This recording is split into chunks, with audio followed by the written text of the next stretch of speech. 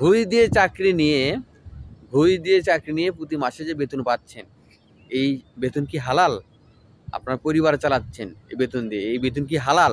আসসালামু আলাইকুম, সবাই কেমন আছেন? অনেকদিন পর আসলে ভিডিও নিয়ে আসলাম। একটু ব্যস্ততার কারণে ভিডিও আপলোড করার সময় পাচ্ছি না।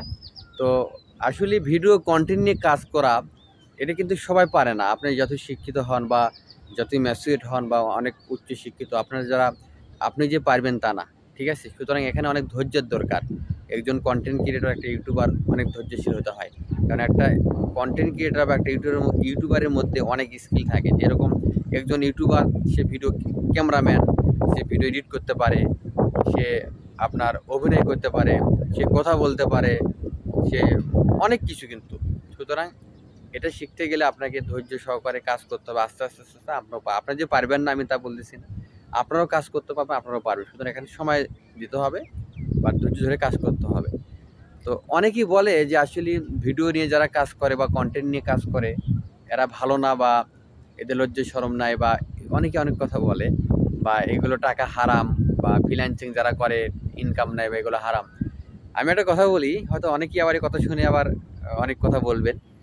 এই যে অনেকেই যারা এগুলো বলেন, আপনারা যারা বলতেছেন, অনেকেই কয় চাকরি ভালো, সরকারি চাকরি ভালো, আমিও জানি। বাট অনেকেই ঘুষ দিয়ে চাকরি নিচ্ছেন। 10 লাখ, 8 লাখ, 20 লাখ টাকা দিয়ে ঘুষ দিয়ে চাকরি নিচ্ছেন। ঘুষ দিয়ে চাকরি নিয়ে 10-20 লাখ টাকা খরচ করে প্রতি মাসে যে বেতন আসে আপনার, এই বেতনটা কি হালাল? একটু কমেন্টে জানাবেন। ঘুষ দিয়ে চাকরি নিয়ে প্রতি মাসে যে বেতন পাচ্ছেন, এই বেতন কি হালাল? আপনার পরিবার চালাচ্ছেন এই বেতন দিয়ে, এই বেতন কি হালাল? একটু কমেন্টে জানাবেন। বা আপনার না জানলে কোনো ঘুষের কাজ জিজ্ঞেস করবেন যে আমি যদি ঘুষ দিয়ে চাকরি নিই কোনো সরকারি প্রতিষ্ঠানে এবং সেখান থেকে যে বেতন পাবো সারা জীবন, এই বেতন কি হালাল না হারাম হবে? জানাবেন, ঠিক আছে? এটা সম্পূর্ণ হারাম একটা ইনকাম।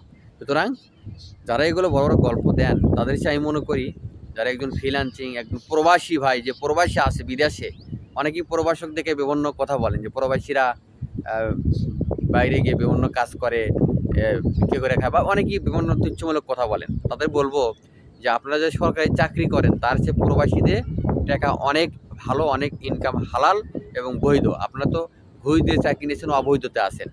যদি সরকারি চাকরি নিজের যোগ্যতা নিতেন ফ্রিতে, তাহলে মনে করতাম যে বাপের বেটা সাবাস। কিন্তু যে ঘুষ দিয়ে চাকরি নিয়ে প্রতি মাসে বেতন পাচ্ছেন, যারা বড় বড় গল্প দেন যে আমরা সরকারি চাকরি করি, ঠিক আছে, ওই লেভেল আমিও পার করে আছি, ঠিক আছে? সুতরাং কাউকে তুচ্ছ মনে করবেন না। একটা ফ্রিল্যান্সিং, একজন কন্টেন্ট ক্রিয়েটর বা একটা ইউটিউবার, এই বাংলাদেশের একজন প্রবাসী, বাংলাদেশের রেমিটেন্স যোদ্ধা। কারণ আমরা যে ডলার বাইরে থেকে নিয়ে এসি ঘরে বসে থেকে, এই ডলারটা যখন বাংলাদেশ ব্যাংকে আসে, বাংলাদেশ ব্যাংক কিছু ট্যাক্স কাটে, 10% কেটে আমাদেরকে কিন্তু টাকা দেয়। সুতরাং আমরা একজন রেমিটেন্স যোদ্ধা, ঠিক আছে? প্রবাসী বা আমরা যারা ইউটিউবার, কন্টেন্ট ক্রিয়েটার, আমরা একজন রেমিটেন্স যোদ্ধা।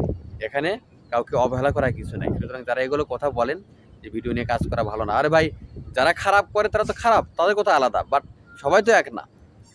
আপনি এটা বলতে পারেন যে ভিডিও কন্টেন্ট নিয়ে কাজ করা ভালো, কিন্তু খারাপ কিছু করা ভালো না, ঠিক আছে? এটা ঠিক আছে, কথা বলছেন তো। সুতরাং যারা এগুলো বলেন তারা আসলে সেই কোয়ালিটির লোক। সুতরাং ভালো থাকেন। অনেক কথা বললাম, সুন্দর লেগে গেছে। আজকে এই পর্যন্ত বিদায়। এই প্রত্যাশা বিদায় নিয়ে পরবর্তী আবার দেখা হবে থাকলে।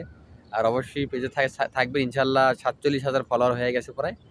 আর ইনশাল্লাহ পরবর্তী আবার আসবো। সবাই ভালো থাকেন, সুস্থ থাকেন, এই প্রত্যাশা বিদায় নিচ্ছি। আসসালামু আলাইকুম।